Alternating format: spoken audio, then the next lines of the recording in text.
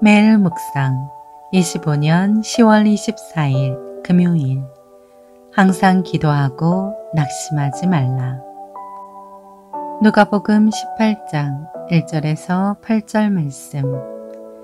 예수께서 그들에게 항상 기도하고 낙심하지 말아야 할 것을 비유로 말씀하여 이르시되, 어떤 도시에 하나님을 두려워하지 않고 사람을 무시하는 한 재판장이 있는데, 그 도시에 한 과부가 있어 자주 그에게 가서 내 원수에 대한 나의 원한을 풀어주소서 하되, 그가 얼마 동안 듣지 아니하다가 후에 속으로 생각하되, 내가 하나님을 두려워하지 않고 사람을 무시하나 이 과부가 나를 번거롭게 하니 내가 그 원한을 풀어주리라.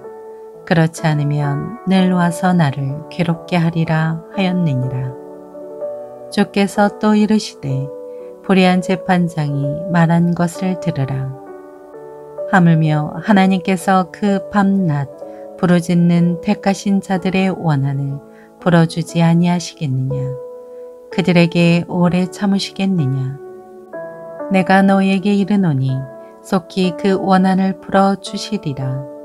그러나 인자가 올 때 세상에서 믿음을 보겠느냐 하시니라. 아멘. 묵상 길잡이. 어떤 상황에서도 낙심하지 않고 항상 기도함으로 전능하신 하나님께 응답받게 합니다. 누가복음 18장 3절에 원한을 풀어주소서에 해당하는 헬라어의 원형 액티케오는 복수하다라는 뜻입니다. 본문에서는 반드시 정의없도록 하다라는 의미입니다. 과부는 자신이 당한 불의하고 억울한 일에서 벗어나 자신이 옳다는 것을 드러내기를 바랐던 것입니다. 인생은 기다림의 연속이라고 했습니다. 신앙생활에도 기도 응답의 기다림은 필수입니다. 당장 기도 응답이 없다고 해서 실망하고 기도를 멈춰서는 안 됩니다. 하나님은 그 이유를 우리에게 직접 가르쳐주고 계십니다. 첫째, 낙심하지 말아야 합니다. 우리는 예수님이 다시 오실 날까지 영적 전투를 해야 합니다. 그 시간 동안 세상에서 고난과 불의와 박해가 있을 것입니다. 그래서 우리는 계속 기도해야 합니다.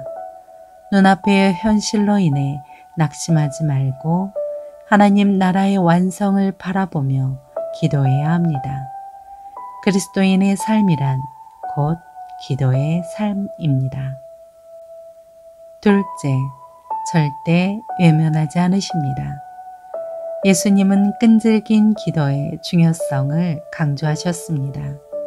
그러면서 비유로 억울한 일을 당한 과부가 약자를 무시하는 재판장에게 계속 찾아가 간청한 끝에 원한을 풀게 된 이야기를 하셨습니다. 하나님은 그런 재판장과는 비교할 수도 없는 선한 분이시기에 우리의 기도를 절대 외면하지 않으십니다. 셋째, 믿음으로 항상 기도해야 합니다. 항상 기도하는 것은 쉽지 않습니다. 그래서 예수님은 그분이 올 때 믿음으로 밤낮 부르짖는 사람이 얼마나 있겠느냐라고 말씀하셨습니다.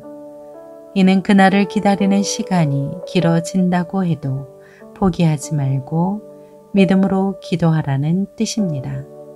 우리는 끝까지 기도하여 승리하는 성도가 되어야 합니다. 하루하루를 기도로 살아가는 성도에게 절망은 있을 수 없습니다.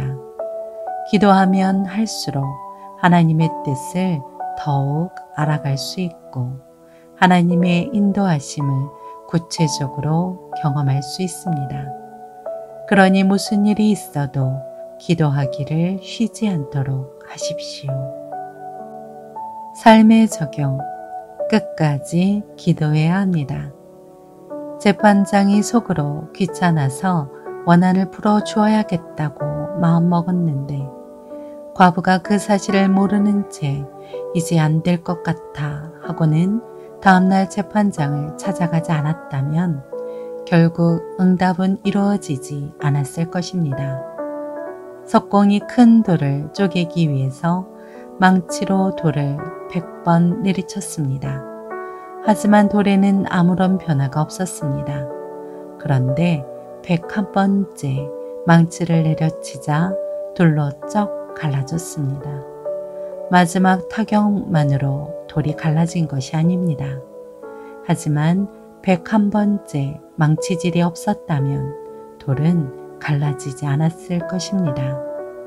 우리는 끝까지 응답받을 때까지 낙심하지 말고 기도해야 합니다.